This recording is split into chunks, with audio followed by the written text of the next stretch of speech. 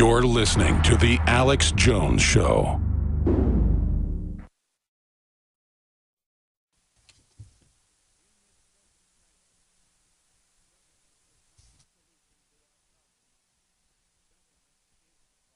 Well, because of contract disputes, Dish Network has not carried CNN since October the 21st. The day after the election, the Dish chairman had some amazing words about CNN and not having them for election night coverage. Basically, what he said was not having CNN for election night coverage was a non-event. He said CNN being down on election night would have been a disaster 15 or 20 years ago. Now there's plenty of other places for people to get their news. But it got even worse than that. He said 20 years ago CNN was a must-have channel, but it's not even a top 10 network anymore. Unless they find the plane, you know, the Malaysian plane. Wow. Pointing out just how irrelevant and laughable CNN's wall-to-wall coverage of the missing Malaysian plane was. The network, famous for their walls of graphics, went a little old school this weekend. They used a toy plane to take its investigation to the next level. And people on Twitter were kind of brutal about it. One person wrote, "Good job, CNN, a toy plane." That's real journalism right there. This person wrote that CNN has hit a new low. And of course, their loss of credibility. Now, some people might just chalk this up as to negotiating strategy or the bad blood between them as they can't renew the contract. But today we saw on Drudge that CNN has fallen even below the Weather Channel. Al Roker tweeted out that his program Wake Up with Al Roker on the Weather Channel at 6 in the morning beat CNN the week of October the 6th, and during the week of October the 20th beat MSNBC, CNBC, as well as CNN. Now, does he have some kind of a killer program? Not really. It's just that they are in free fall, in a death spiral. Now, CNN appears to be in denial. According to the Dish chairman, he said they're looking for double-digit % increases in price while their viewership is down by half. He said, we know how many minutes people watch CNN and how many minutes they watched 5 years ago. And it's hard to pay a double-digit price increase for something that people are watching half as much. Why aren't people watching CNN for election coverage or other news? Their disappearing credibility is as plain as the disappearing nose on Anderson Cooper's face. Why those weapons should not be out in the general public. It isn't just that they're pretending that they're on location when they aren't. It isn't just that they're pretending bombs are falling and they're in their studio. Boy, did I almost look stupid. Charles Jaco, CNN, reporting live from Saudi Arabia. They were in Atlanta, Georgia, and that they were not being attacked by Scud missiles with sarin gas. It's also the information, the manipulation that they're putting out there, of course. Their election coverage, just like Fox News' election coverage, in many cases is just one giant push poll.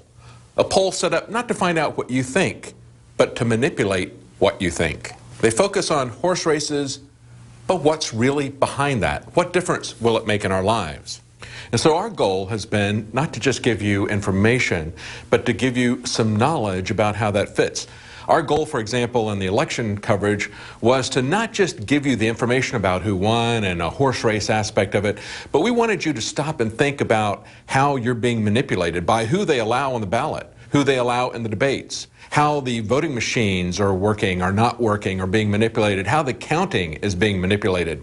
We also wanted to look at the shift to the GOP. Is that going to be something for the better, something for the worst? In some cases it will be better, in some cases, many cases, it will be for the worst. And fundamentally, is it going to be meet the new boss, same as the old boss? In other words, the people who are controlling this at the very top, even though they may have a left-right paradigm, they still have one agenda, a globalist, statist agenda. We can see that in what the Republicans are already talking and pushing about in terms of a trade partnership agreement. This trade partnership agreement that they have is something that goes far beyond trade. It goes into controlling the internet, which is, again, where they want to head. This is what they could not get accomplished at the legislative level with CISPA, SOPA, ACTA, PIPA, all those different things that have failed in the U.S. and Europe. Now they're going to try to achieve that with these treaties. Well, that's just part of this groundbreaking report that David Knight just filed today. So we just premiered part of it here. We're going to upload it right now to YouTube. So the next hour, it'll be the top story on Infowars.com, the death spiral of CNN. And we'll tie it into the entire media war that's going on, because there is a war on fear mind. We're live. It is the 9th day of November, ladies and gentlemen, 2014. I'm Alex Jones. .com/show, or just click on the Listen tab to find the complete menu there. First off, there's a ton of news to cover. We're going to dive into all of it, from the Arctic vortex to the fall of the Berlin Wall to the new rollout of the Bushes, who've been hiding under a rock. Now that they think there's a huge groundswell, they're ready to ride in as our saviors with a new dynasty of the old dynasty with Jeb Bush.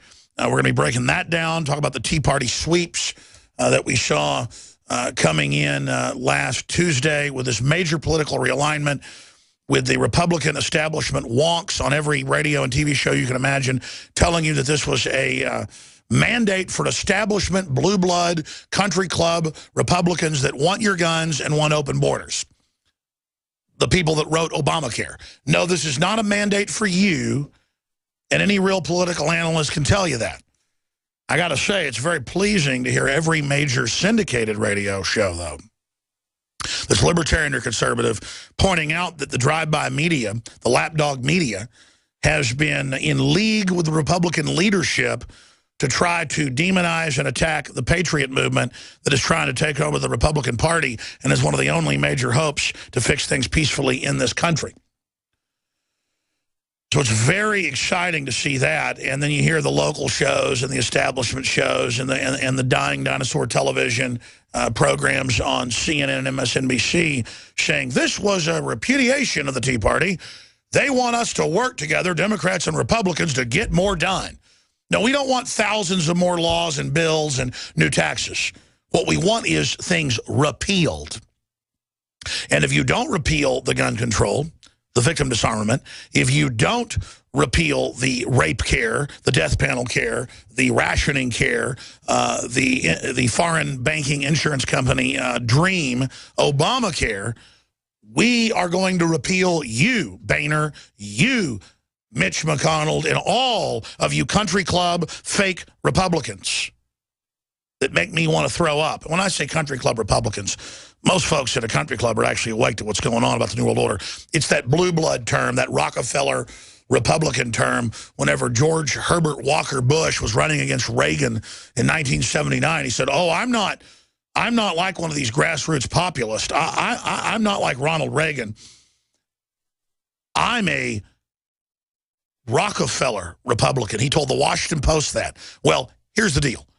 We don't want any more of David Rockefeller and global government and carbon taxes and all of it. And the reason we keep losing liberty is because the Democrats are the vanguard of the takeover, and the Republican Party plays the part of loyal opposition. It's like a Don King boxing match where he owns both boxers. And it took 20, 30, 40 stage fights for people to stop watching heavyweight boxing run by Don King, and it's crippled the sport.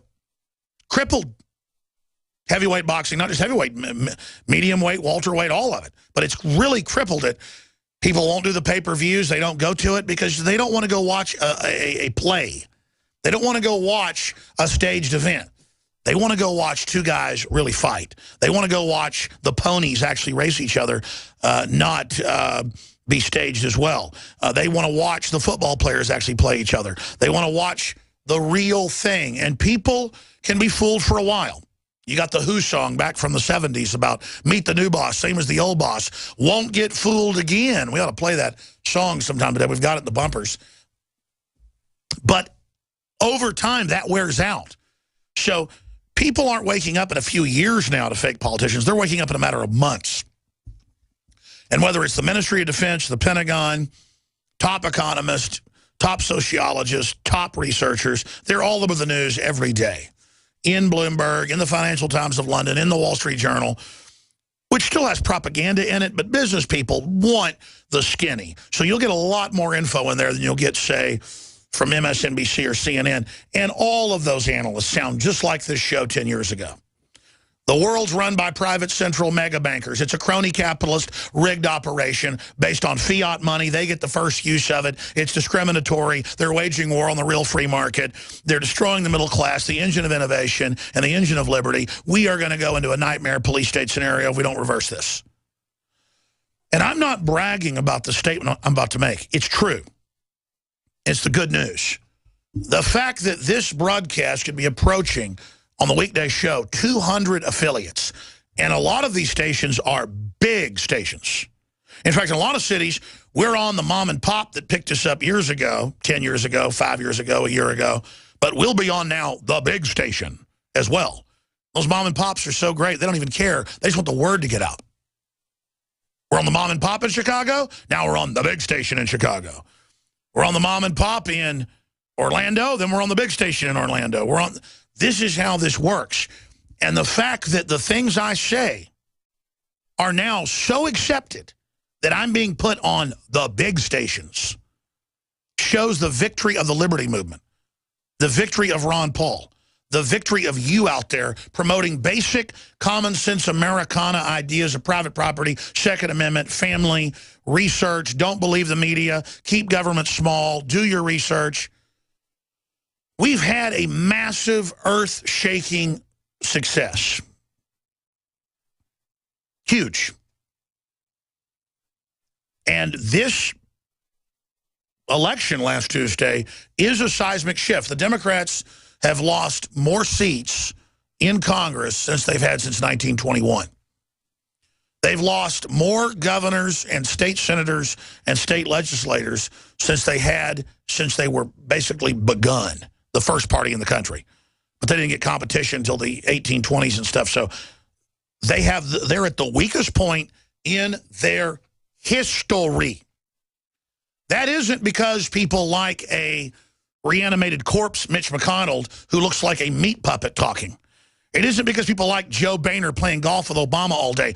All the polls show libertarians, real conservatives, constitutionalists detest them.